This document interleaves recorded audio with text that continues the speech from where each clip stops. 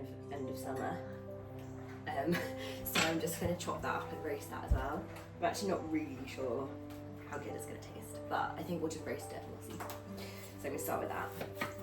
I'm using my new Hex-clad chef's knife, which is delightful. Very happy to have it in my kitchen. I've got two of this actually. Mara's probably seen better days, but we will persevere. Anyway, so I'm just going to roast it with a little olive oil and some sort of herby bits. Not exactly sure.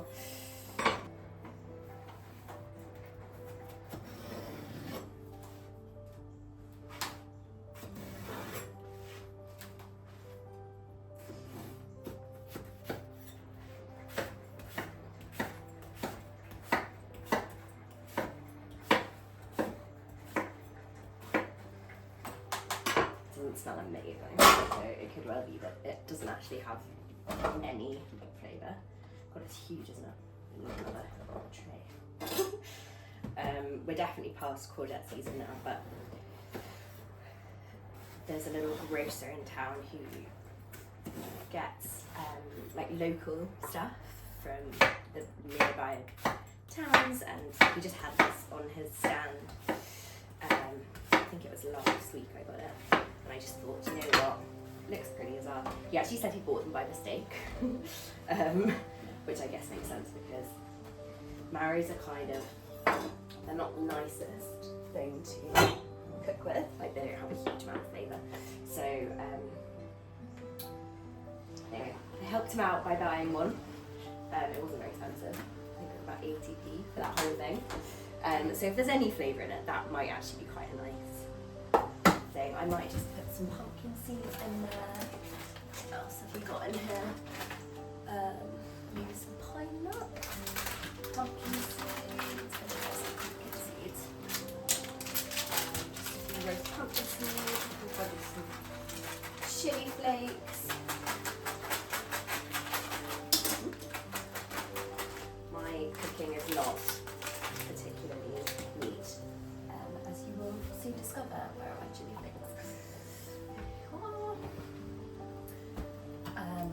Chili flakes, always a great addition to any kind of roasted veg, in my opinion. A little bit Malden. And a nice sprinkle of pepper. And I'm just going to whack that in the oven. I've got some feta as well. Or maybe I'll chop the feta and put it in there. Actually, I might need the feta for the goat's cheese tart. Let me have a think. But that could be really nice with feta, and maybe some, I've got some quinoa, that could be really nice. Anyway, I'm going to chuck that in, and then I'm going to need another tin for my pumpkin.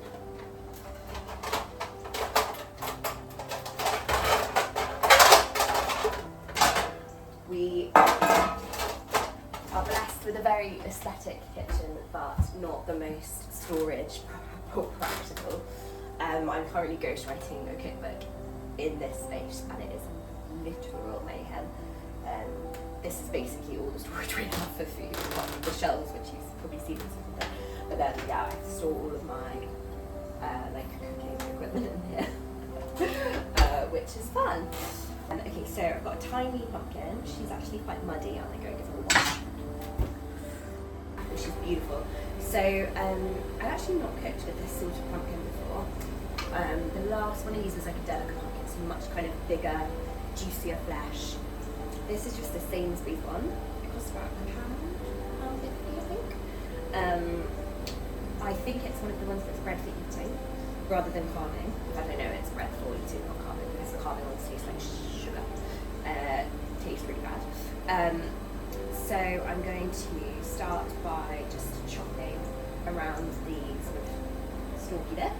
Pumpkins and squash are notoriously quite hard to chop, just because they're so tough. A little bit of a pig's ear of that.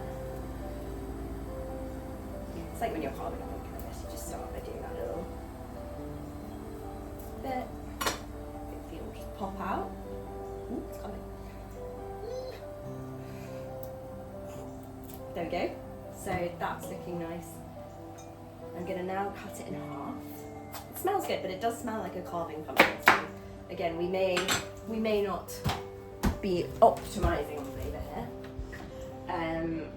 Just gonna get a spoon to scoop out the seeds with. You can toast these as well, but I can't be bothered. I've got too many random things in my freezer and fridge already, so these are going to go into the compost in the garden. Oh, that's my washing. Sorry, not the most. Scoop out all of the seeds. I did have some time in the fridge, but it's gone mouldy, so we won't be roasting it with thyme. But I've got maybe some. Maybe some oregano or something, could be quite nice. So I'm just going to very roughly cut this. It doesn't really matter what it looks like, and I feel like with a pumpkin you're kind of lucky to make it look nice at all. I'm going to just chop it like that, and I'm just going to cut it into chunks. I'm basically just roasting it to then put it on top of in my galette.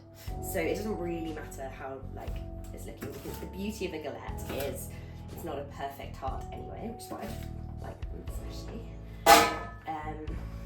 So just chopping that up very lightly. Just a stalky bit there.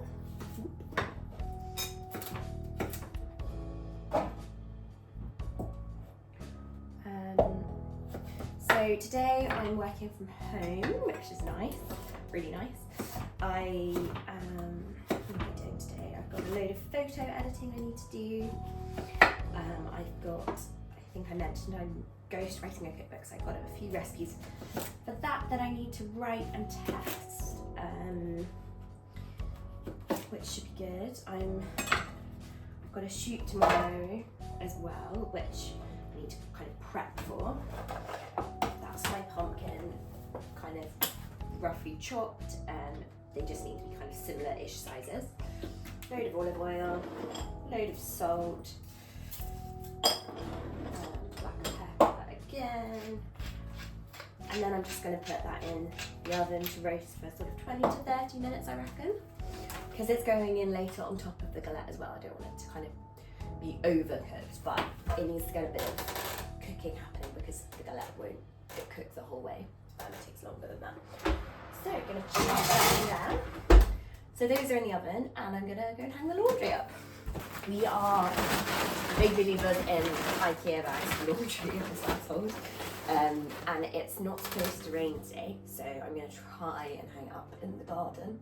Famous last words, will probably start raining as soon as I put it out there, but let's give it a go. Okay, so for the filling, I'm going to do some leftover soft cheese. Some goat's cheese right now. Where are you, goat's cheese?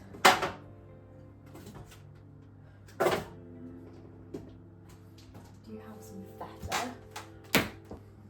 We're gonna do kind of a little bit of a variation, but that's kind of what I love about this tart, because I often have like random things left over in the fridge, and this is a really good way of using it up. So this is some old, well, it's not that old, faintly elderly soft cheese. I'm just going to shove it all in there.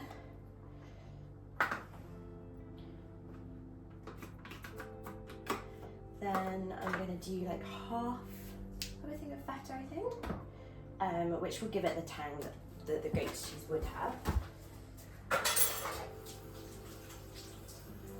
R.I.P. goat cheese.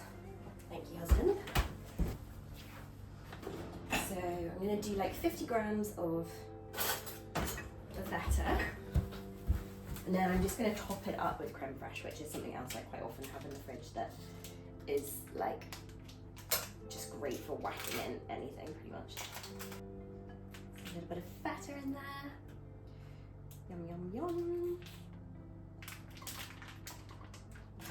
And then I'm just going to top it up to 200 grams with some creme fraiche, which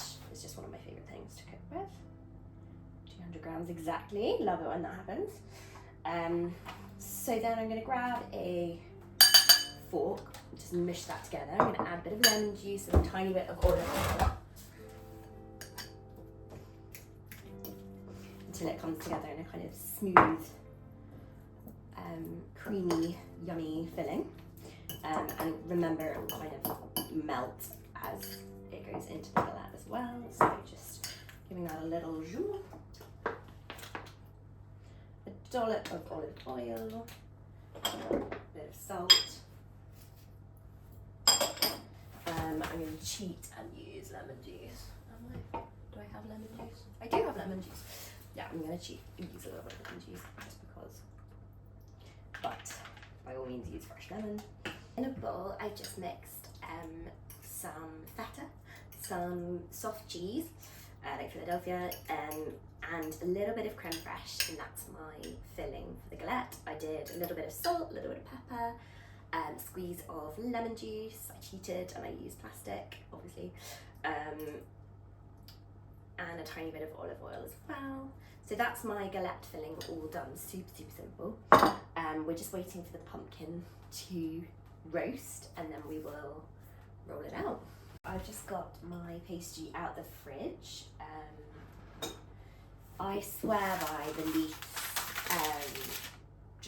just a short crust pastry. They're kind of standard one. You can definitely find it online. I just swear by that one just because that's the one that I trained making, and it's so easy if you have a Maggi mix because you can just shove it all in there and it literally makes it in 30 seconds.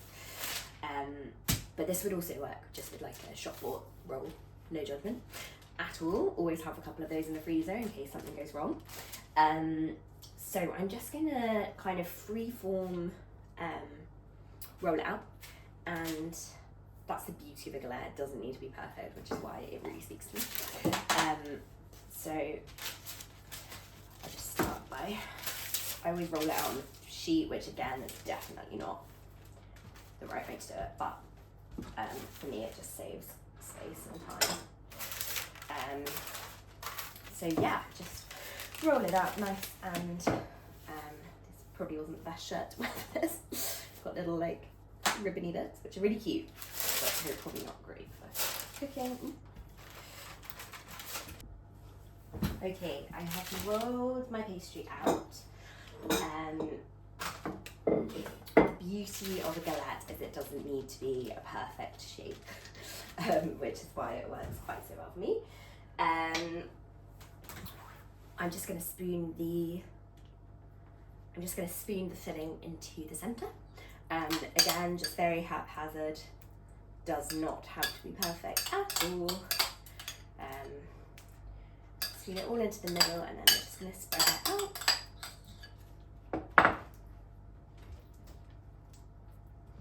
Got little chunks of feta in there that will probably get all delicious and gooey when it hits the oven.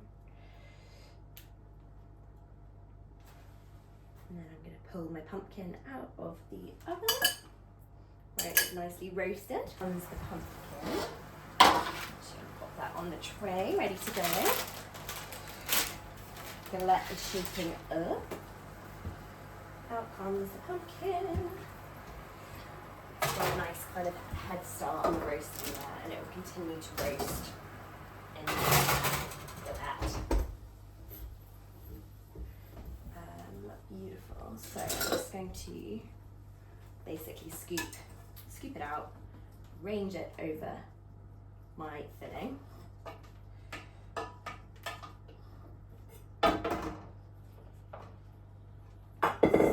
Scoopy.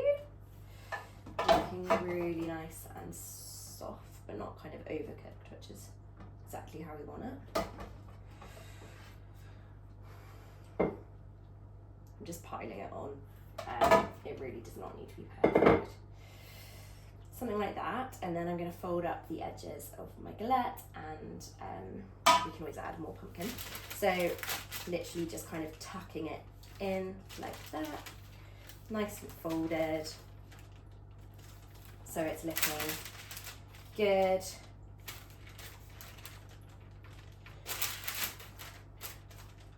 pretty free form. It doesn't need to be straight, and it definitely doesn't need to be perfect. But it's just a really easy kind of veggie main, I guess, that's kind of perfect for this time of year. Just gonna crimp the edges a little bit. I'm gonna add a little bit more pumpkin on top. Gorgeous. That's looking lovely. I'm gonna do, I think I'll do a little bit of red chili on top, just to add a little, you know, something a little bit different.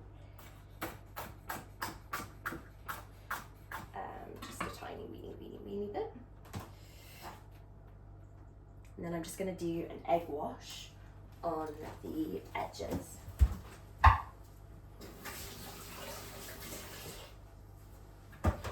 So for that, I just grab a bowl and a fork and an egg.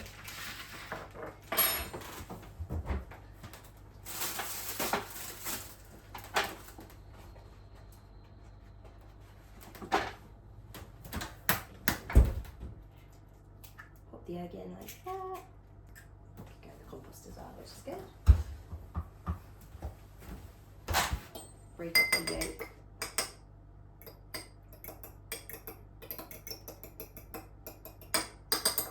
And then I'm just going to very lightly brush the edge of the galette to make sure that it goes all nice and golden.